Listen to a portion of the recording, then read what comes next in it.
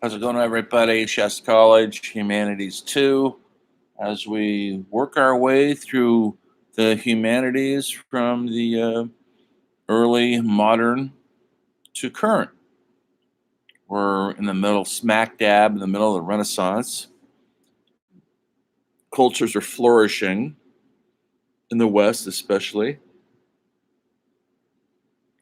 Today, I want to jump over to chapter 26. I'm going to go back to this other chapter in a minute. But today I wanted to talk about the key beginnings of classical music that is still with us to this day. Does anybody here listen to music, classical music? Is it the thing you avoid on NPR radio do you listen to NPR radio? Does it just seem like boring old guys playing violins? Do you know the difference between styles of music? Mozart, Beethoven, Handel, Bach. Well, during this time, and now we're about 1700s or thereabouts, all those people lived at the same time. Can you imagine? It's like the last great music invasion we had was the British invasion when the Beatles came over, then the Rolling Stones, and then the Kinks and the Animals and the rest of them. Well, there was an invasion of sorts in the classical world. Of course, they were not touring because there was no such thing in those days. So you had to be in the cities they were.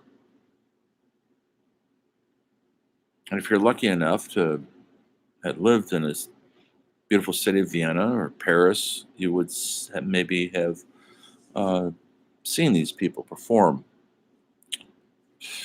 Instruments are becoming, I got these little gnats all over my house. I don't know what they are, folks. Anyway, they're bothersome.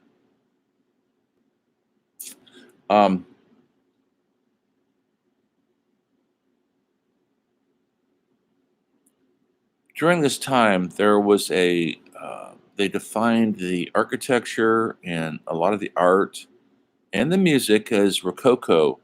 Um, its kind of origins was France. A lot of this stuff is coming out of France. They're very advanced compared to other countries at the time, including the U.S. But remember now, this is 1700s. We're in the U.S. now. The U.S. has been settled for a couple hundred years, and we're still about 70 years away from our revolution. So I'm not going to talk about that yet. I'm going to go back later on and talk about that and the importance of our revolution, which also spawned a French Revolution. Maybe you've heard of Napoleon. We'll talk about war next time around. War is always a good topic, but I want to talk about music today. Something that is not about man's inhumanity to man, but about how something is enriching man's existence here on our beautiful planet Earth. And that's what was going on in this early days of the classical music scene. I'm going to assign a couple of documentaries. Your next essay will probably be about one of these composers. I'm not going to assign it yet. Don't worry about it yet. I might not assign it until next week because I got to catch up on my grading. So there might not be an essay signed, but you will have a discussion and you will have some documentaries you need to watch plus this. Hope you're keeping up on your journals, because these lectures are part of your journals. What I say, what I do, did you listen to it? Did you watch the whole thing? Did you get anything out of it? That's all part of your journal. Have you got the book by now? You should. If you don't, well, you'll be missing out a lot of the details that I can't provide with the documentaries. Doing my best. Um, Rococo style was very ornate. People are getting wealthy because of the trades around the world. Here's a good example of the architecture, if I could show it well enough. That's a church, very ornate. It's like the more classic ornate it is, it looks like success. Was that what Jesus had in mind when he wanted people to follow him? I don't think so. He was anti wealth, especially like this. These buildings are beautiful. So many of them were churches because that's who had the money to build them and design them. Along with the architecture, there were other scientific and technology uh, inroads that were changing the way we live. During this time in France, the first flush toilet. I know you think, oh, wow. Well, yeah. Have you ever lived without a flush toilet? They didn't have flush toilets, folks.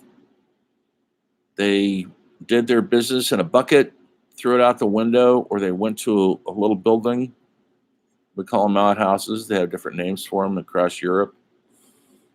And so there was always a great, horrible humanity smell of humans, waste product. Flush toilet changed all that. Now we could flush our waste and it would go out to some river, pollute that. But at least it's going away from us where we're living, where we're eating, where we're sleeping, where we're trying to work. And so this is how sickness falls away. This is long before we had medications, folks. Medical was pretty primitive. Bleeding, leeches, potions. We'll talk about medical inroads like penicillin, which changed the entire face of the entire world later. So there's still lots of illness and sick, and there was plagues, just like we have now. Um, but things are getting better because now in some houses or some area of the property, there is a toilet that flushes. And we're also spoiled. We expect all our toilets to flush. Wasn't so in the old days. Wasn't that long ago, 300-400 years ago. Another thing that came out during this time was steam heat. Before, most heat was primitive, fireplaces, wood. So these cities are choked with wood smoke. When 1 million people are burning wood every night to keep warm and to eat, that's a lot of pollution, folks. All of a sudden, in France, once again, the steam heat came out about. Steam is pretty water based, and it's pretty clean heat, as they say. I only lived with steam heat once in my life when I first moved to San Francisco. The two places I lived in there, all those old buildings, it's probably not like that anymore with all the upgrades. This would be a long time ago, before most of your times, when San Francisco was affordable. Yes, it was affordable at one time. I had steam radiator heat. It was noisy. The radio would clang, the different expansions of steam, but it kept the place warm. There was in the basement of these buildings I lived in, that's where the boiler room was, because you got to boil the water. It's got to be boiling. You turn on the steam heat and it hisses. Maybe you know what I'm talking about. Maybe seen it in movies. I remember I lived in a place out by the Cliff House, if you guys know San Francisco at all. It's by the Great Highway. And my landlord controlled the steam heat, and he was a cheap bastard of the highest order because he doesn't want us to pay for it. He didn't want to pay for it because the heat was part of the rent. Well, he didn't turn the heat on until he turned it on for like 3 hours a day, like from 4 to 7. You froze at night and you froze in the morning. And it's cold in San Francisco, folks, foggy and cold.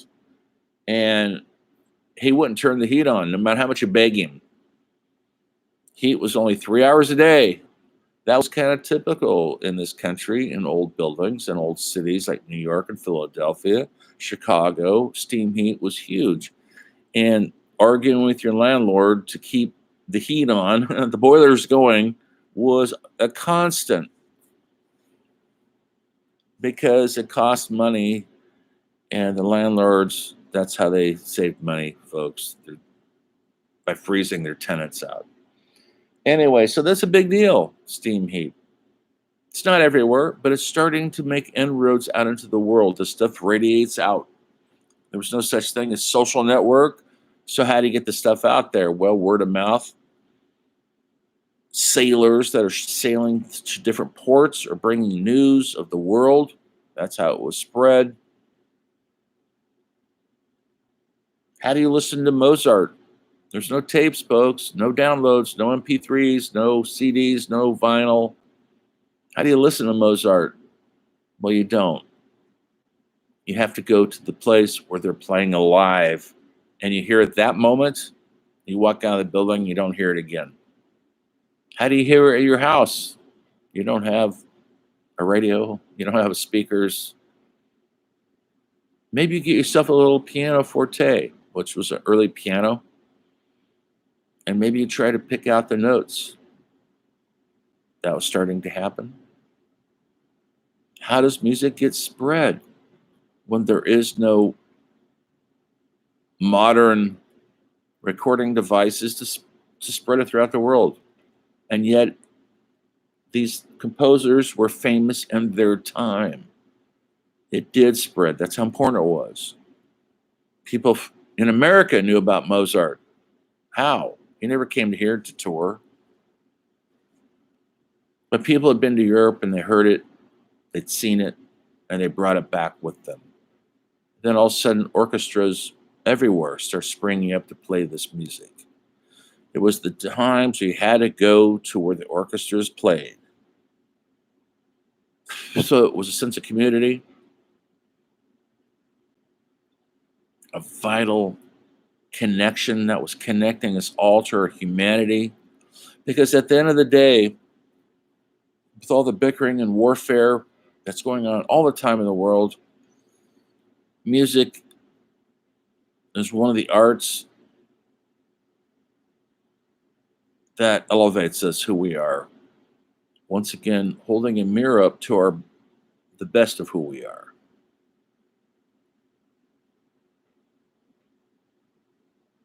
And it's not all happy and free. Listen to Beethoven's Ninth or Fifth. Da da da da. It's usually depressing, downer type music that maybe the listener feels doom of our situation here, what we've done to ourselves, and maybe it gets uplifted in a wonderful chorus or choir. And so there's redemption, there's salvation, and it's through sound, not through words, through sound. Later on, yes, there were operas, so there are words, but early going, it was sounds of instruments playing together. And they didn't have all the instruments we have to this day. They were limited. And so they used that palette for their sound art.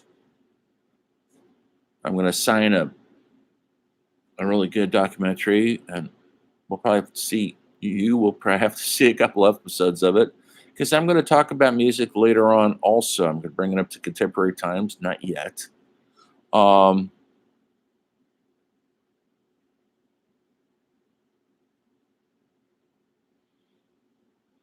and it'll show you how notes are put together, how sound happens, why we respond to it. Do you have any idea why you like something?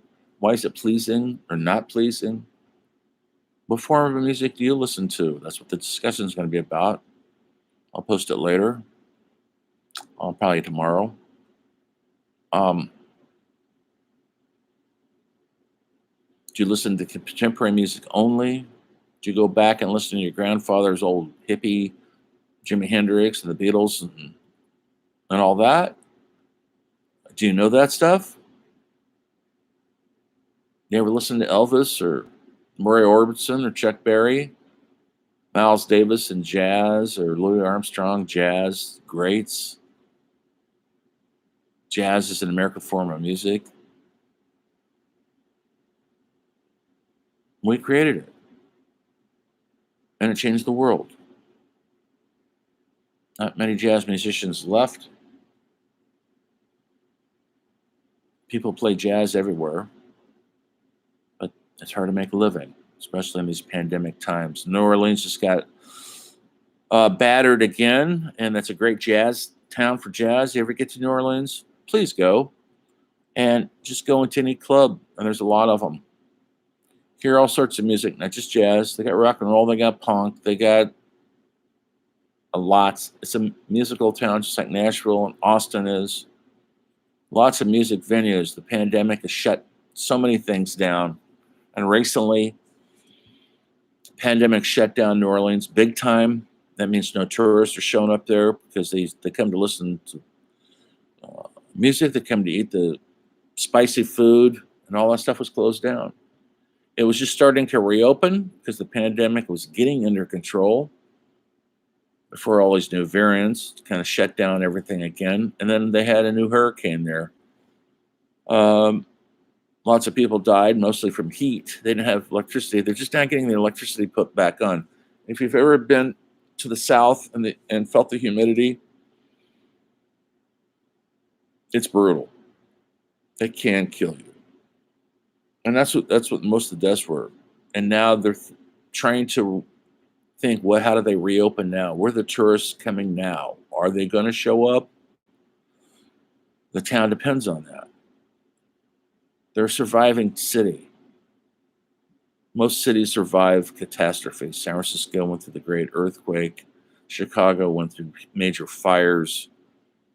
We're survivalists. We know how to survive. It's getting rougher with global climate change.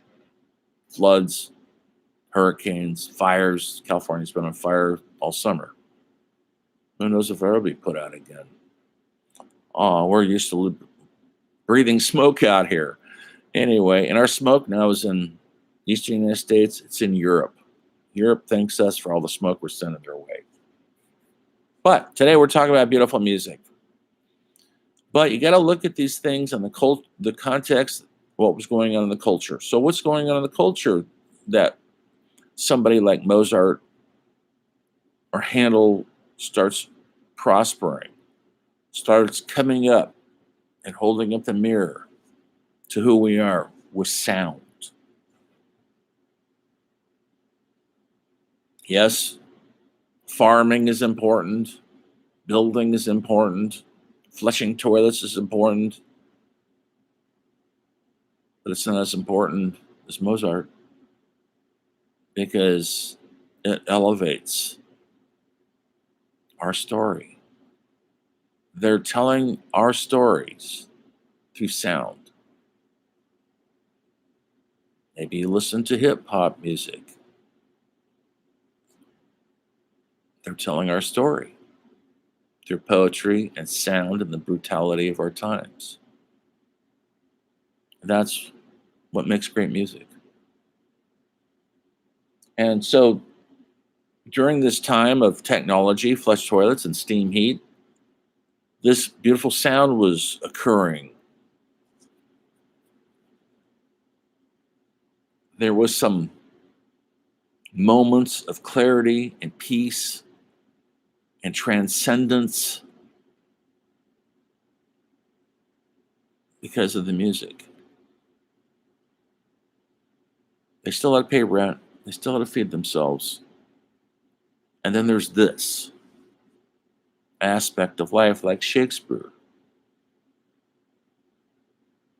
like the artists, the Dutch artists, holding up a mirror to who we are. Oh, yeah, but the bicycle, first bicycle was invented in France, of course, during this time. Before that, everybody got around walking, or if you're lucky, wealthy enough to own a horse or a mule, a wagon, but everybody couldn't afford that. So if you can imagine a city like Paris or Amsterdam with hundreds of horses pooping everywhere, you can imagine the disease, the filth, the smell of our daily lives. I bet you can't imagine. You've been to a rodeo, and then you drive away and you can breathe fresh air. Well, there was no getting around it in these days. Horses were our beasts of burden. And along comes the bicycle. Pedal power, baby. All of a sudden, it's a pretty clean machine. Not easy to ride because they made some really funky, weird bicycles. But somebody came up with the idea, and look where we are today. We're a bicycle world. Go to Amsterdam one day, folks. I hope you do. You will see an entire city on bicycles. It's incredible.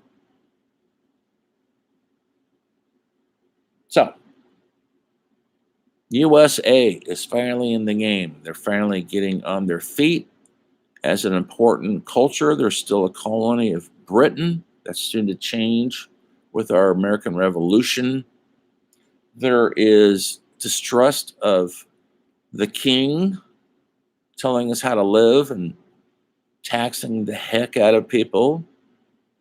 And people in the colonies, the colonial times, the 13 original states, were not feeling valued.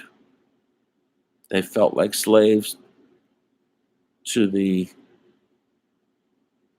king that was in England, London. We'll talk about that later on another lecture.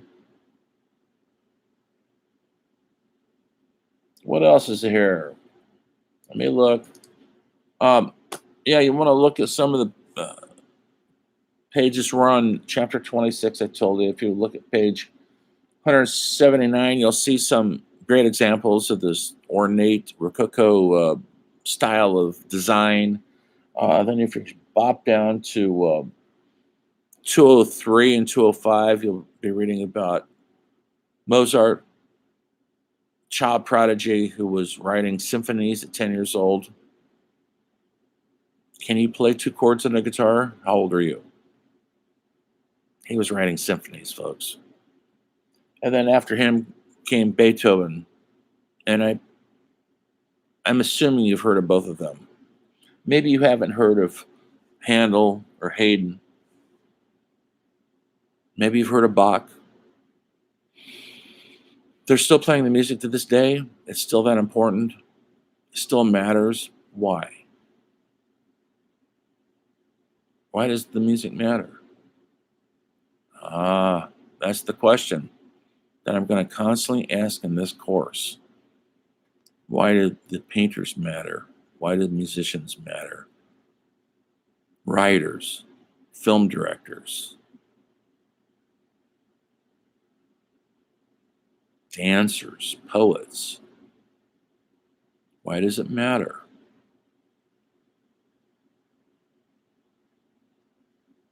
It's trying to answer or give some solace to the existential question. Why are we here? What is my purpose? Why do I matter? Can you answer that? It's a tough question. Do you think about it? Or are you just good consumers staring into your smartphones, texting LOL and sad faces to your friends? Are you more than that? What do you bring into the game? Because the game is afoot. You don't want to get left behind.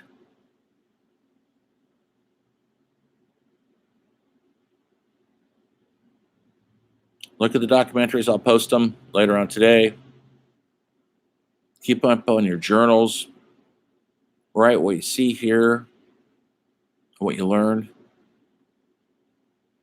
Look, I haven't started grading your next papers. I have, but I'm slow. Usually takes me a whole week to grade them.